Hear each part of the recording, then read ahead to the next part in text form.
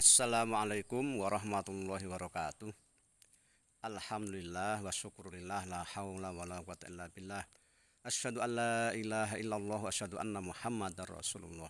Allahumma shalli wa sallim ala Muhammad wa ala alihi wa sahbihi wa mawalah amma ba'd. Para pemirsa, sahabat-sahabat sekalian yang saya muliakan, alhamdulillah kita berjumpa lagi dalam kesempatan kali ini. Insya Allah kita akan bicara ya santai saja ya tentang masalah yang sering menimpa masyarakat, yaitu masalah hutang piutang. Masalah hutang ini memang agak berat ya kan. Terkadang menerimanya itu nyaman, enak dapat duit, tetapi ketika ingin mengembalikan atau ditagih itu sangat berat untuk mengembalikan. Bahkan banyak terjadi pembunuhan karena ditagih hutangnya. Lalu bagaimana pandangan Islam tentang hutang piutang ini? Yang pertama, bahwa bagi orang yang menghutangi, yang punya kemampuan menghutangi, itu merupakan keutamaan yang luar biasa. Karena membantu orang yang sangat membutuhkan. Orang yang menghutangi itu pahalanya justru lebih besar daripada orang yang bersedekah. Karena kalau orang itu bersedekah, mungkin yang menerima itu masih ada sesuatu dan dia terima karena menghormati kita. Tetapi orang yang memberi hutang itu karena membantu orang yang berhutang. Berhutang itu berarti dia sudah tidak punya apa-apa lagi, sehingga dia harus berhutang.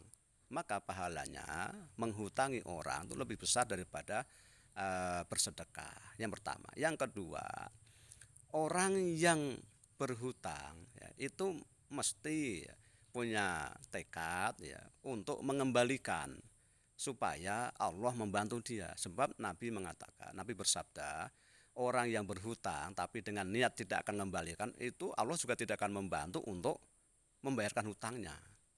Kemudian ya, bagi yang menghutangi ya, yang ngasih hutang itu, kalau orang yang berhutang mungkin suatu saat harus mengangsur, tetapi belum ada rezeki, maka yang terbaik bagi orang yang menghutangi ini adalah memberikan keringanan, memaklumi sampai orangnya itu punya kemampuan untuk membayar hutang. Misalnya bulan ini dia macet karena sedang banyak kebutuhan yang lain, maka sebagai orang yang menghutangi yang baik, kita mesti memberikan tempo, memaklumi kondisi orang itu. Bagi orang yang berhutang ini jangan sekali-kali dia mengelak atau mengulur-ulur waktu untuk melunasi. Sebab apa? Orang yang mengulur-ulur waktu pada sudah mampu menunda-nunda membayar hutang, itu kata Nabi itu dolim. Beliau bersabda, matlul ghaniyi dzulmun.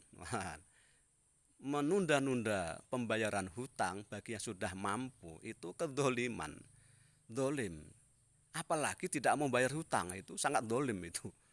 Maka orang yang tidak mau bayar hutang itu kata Nabi sampai mati tidak bayar hutang itu nafsul mukmin muallakun bidainihi. Ya, jiwa orang mukmin itu tergantung dengan hutangnya hatta yuqdu anhu, sehingga dibayarkan. Ya, atau diikhlaskan orang yang menghutangi, maka baru selesai. Kalau tidak sampai mati masih berhutang itu tetap tergantung. Ya, jiwanya tergantung ya, ya, sampai dibayarkan.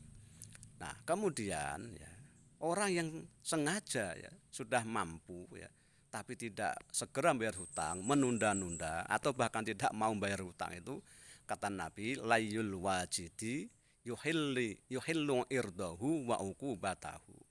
Orang yang seperti ini menghalalkan kehormatannya dan hukumannya. Imam Al-Waqi menjelaskan, maksudnya adalah boleh dia ini diadukan atau disebutkan bahwa aku telah didolimi orang itu karena tidak mau bayar hutang, itu boleh diomongkan orang ini. Itu maksudnya menghalalkan kehormatannya ya. Jadi orang yang menunda-nunda itu dia halal kehormatannya untuk disampaikan kepada orang lain, atau kita omongkan bahwa dia dolim kepada saya karena tidak membayar hutang seperti itu. Dan boleh dihukum atau dipenjara supaya dia mendapat pelajaran bahwa tindakannya itu tidak dibenarkan. Maka jangan pernah kita ini menunda-nunda atau bahkan sengaja tidak mau membayar hutang. Itu karena sampai akhirat tetap dipertanggungjawabkan hutang itu, meskipun 1 rupiah. Kalau belum dihalalkan, maka tetap menjadi tanggungan sampai hari kiamat nanti. Nah, tetapi ya mencemarkan nama baik ya kan, atau menghukum ini tidak berlaku kalau terjadi antara anak dengan orang tua. Tidak boleh orang tua yang berhutang anaknya mencemarkan nama baiknya atau menghukum orang tua itu nggak boleh. Karena pada hakikatnya ya, anta wa maluka li abika, ya, kamu dan hartamu itu milik ayahmu. Sehingga jangan sampai terjadi seorang anak memenjarakan orang tuanya ya karena orang tuanya belum bayar hutang atau mungkin tidak sanggup bayar hutang. Ini nggak boleh karena anak itu milik orang tua sebenarnya.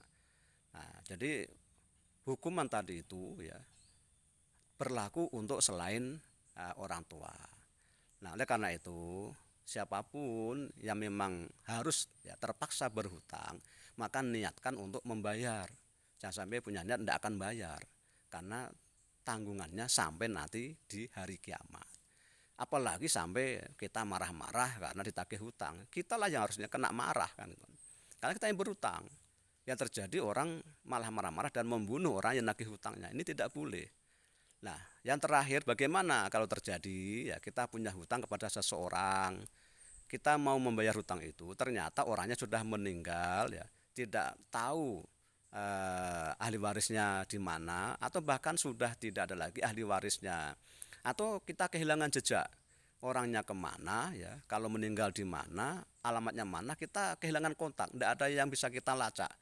Bagaimana cara kita mengembalikan hutang karena sudah lama sekali sehingga kita kehilangan kontak ya, tidak tahu kemana harus kembalikan. Maka dalam hal ini para ulama memberikan solusi ya, keluarkan infak sebesar hutang itu ya, keluarkan infak itu dan niatkan untuk mengembalikan hutang tersebut. Selanjutnya serahkan kepada Allah. Allah yang akan mengurusnya karena wal amru yauma idzilillah. Urusan pada hari ini semua adalah di tangan Allah. Ini solusi bagi orang yang kehilangan jejak ketika ingin bayar hutang. Keluarkan uang itu sebesar hutang tersebut atas nama orang tersebut. Nah, demikian ya, cerita tentang hutang piutang yang terkadang membawa nyawa melayang ini. Mudah-mudahan singkat tetapi kita dapat pelajarannya. Amin ya rabbal alamin. Sampai jumpa di lain kesempatan. Saya sudahi. Wassalamualaikum warahmatullahi wabarakatuh.